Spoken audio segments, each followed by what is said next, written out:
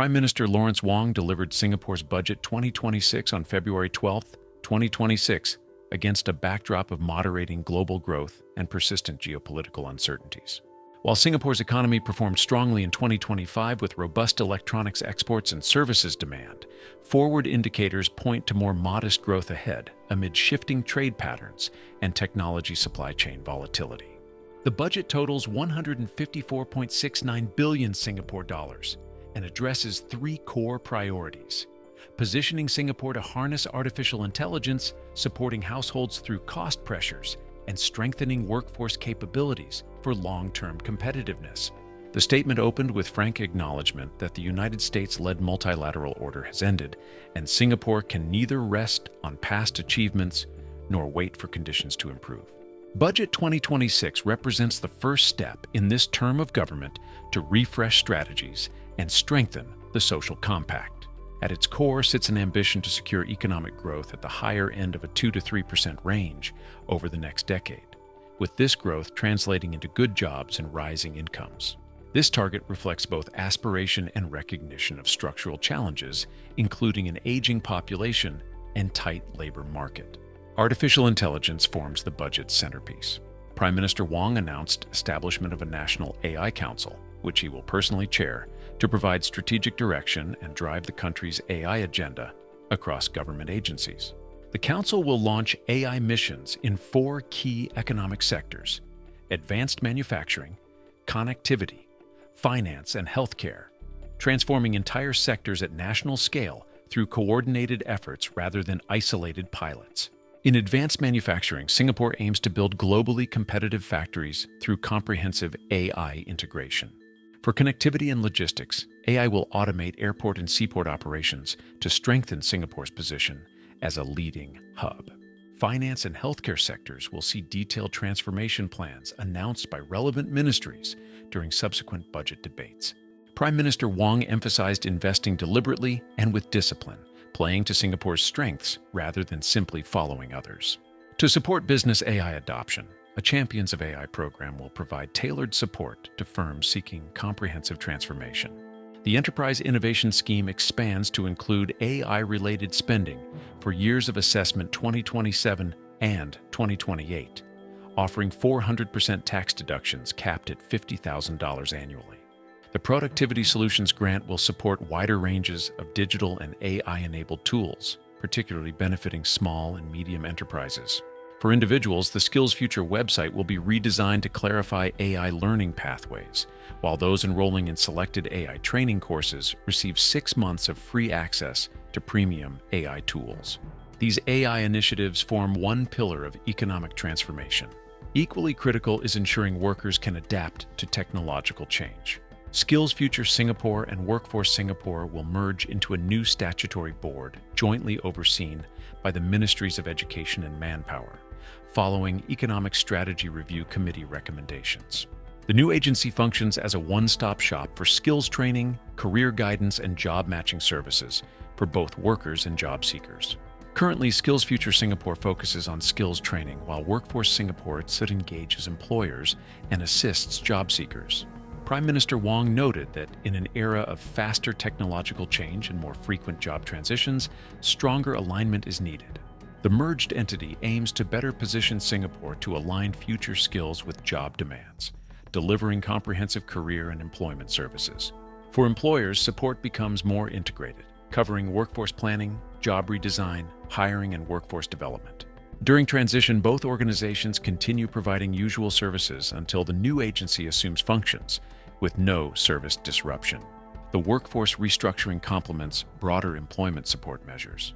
The local qualifying salary rises from $1,600 to $1,800, ensuring wage progression keeps pace with economic conditions. Minimum qualifying salaries for Employment Pass and S-Pass applicants will also increase. The Progressive Wage Credit Scheme sees enhanced government co-funding from 20 to 30%, extended until 2028, while the Workfare Skills Support Scheme provides higher hourly training allowances. Cost of living support remains prominent despite the forward-looking focus. All Singaporean households receive $500 in CDC vouchers in January 2027, split between supermarkets and heartland merchants. Eligible Singaporeans receive $200 to $400 cash in September 2026 through cost of living special payment. Eligible households receive up to $570 in USave utility rebates throughout 2026. Family support includes $500 in Child Life SG credits for each Singaporean child aged 12 and below in 2026. These credits, first unveiled at Budget 2025, help defray daily household expenses. Disbursed in July for children aged 1 to 12 and in April 2027 for those born in 2026. To keep preschool and student care affordable, the monthly household income eligibility threshold for preschool subsidies rises from $12,000 to $15,000, benefiting more than 60,000 families.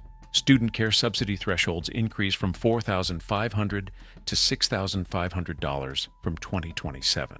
Lower-income families under Comlink Plus receive enhanced support through new quarterly $500 payouts for those committing to work with family coaches. With milestone payouts for maintaining stable employment and children's preschool attendance also enhanced. Central Provident Fund measures address retirement adequacy concerns. Those aged 50 and above with CPF retirement savings below the basic retirement sum receive top-ups up to $1,500, with larger amounts for lower balances. The CPF Board introduces a new lifetime retirement investment scheme in 2028, offering a lifecycle investment approach with predefined glide path to retirement. This voluntary scheme complements existing systems by catering to long-term investors willing to accept some risk for potentially higher returns. Planned CPF contribution rate increases for senior workers proceed in 2027, with government providing CPF transition offset, covering half of additional employer costs. The senior employment credit extends until end 2027. Business support measures ease operating costs and encourage expansion. A 40% corporate income tax rebate applies for year of assessment 2026, with every active company employing at least one local worker in 2025 receiving minimum $1,500 benefit, capped at $30,000. For businesses expanding internationally, grant support increases to 70% for small and medium enterprises and 50% for non-SMEs. The Market Readiness Assistance Grant strengthens to help firms enter and deepen overseas market presence.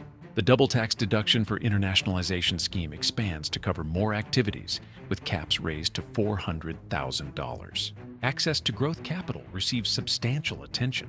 $1 billion enhances the Startup SG Equity Scheme, expanding to cover growth stage firms addressing observed funding gaps. While startups have improved access to early-stage capital, global tightening of growth stage capital has created challenges in securing larger, longer-term funding needed to scale, particularly in deep technology sectors. To strengthen Singapore's equities market, the Monetary Authority of Singapore injects an additional $1.5 billion into the Financial Sector Development Fund, building on the Equity Market Development Program launched in July 2025. Approximately $3.95 billion has been allocated under the program to 9 fund managers for investment in Singapore equities. A second $1.5 billion anchor fund tranche provides more pathways for enterprises to grow from Singapore. These initiatives have coincided with renewed initial public offering activity, with 16 companies listing on Singapore Exchange in 2025. Tax adjustments include immediate 20% tobacco excise duty increases effective February 12th.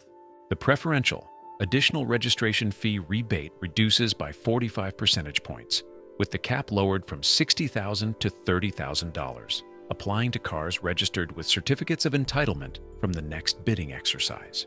With electric vehicles becoming common, early deregistration incentives require less generosity. Defense spending continues at approximately 3% of gross domestic product, though Prime Minister Wong noted Singapore stands prepared to spend more if needed given evolving threats. Cultural initiatives include a $50 million SG Partnerships Fund to catalyze ground-up initiatives. The Malay Heritage Center opens later in 2026, while the Singapore Chinese Cultural Center expands its reach. The Indian Heritage Center receives enhanced support following its 10th anniversary. Sports infrastructure development continues with new facilities including Punggol Regional Sports Center and Toa Payoh Integrated Development, alongside revamps in Hougang and Queenstown. Charitable giving incentives extend through 2029, with 250% tax deductions for donations to institutions of a public character. The fiscal position shows an expected surplus of $8.5 billion, or 1% of GDP for fiscal 2026. This reflects increased expenditures supporting initiatives while maintaining commitment to balanced budgets. Government spending has risen significantly over the past decade, driven by demographic shifts, with healthcare and elder care needs expected to continue climbing as Singapore's population ages. Climate resilience projects and infrastructure also require sustained long-term investment, necessitating careful fiscal management. Prime Minister Wong emphasized Singapore will not be passive, but will adapt, compete, and move forward with confidence. The comprehensive approach aims to harness AI as strategic advantage rather than viewing it as threat, recognizing that fear cannot be Singapore's response to technological change. The Workforce Agency merger reflects recognition that systems must work seamlessly as change accelerates. Cultural and community measures balance economic and technological focus with recognition that national identity and social cohesion remain essential. Budget 2026 concludes with emphasis that nation building requires active participation from all Singaporeans. The budget supports Singaporeans today while preparing society for tomorrow, combining immediate relief through vouchers and cash payments, medium-term support through enhanced training and employment services, and long-term positioning through AI adoption and economic transformation to address current needs while building future capabilities in what authorities describe as a fundamentally changed world.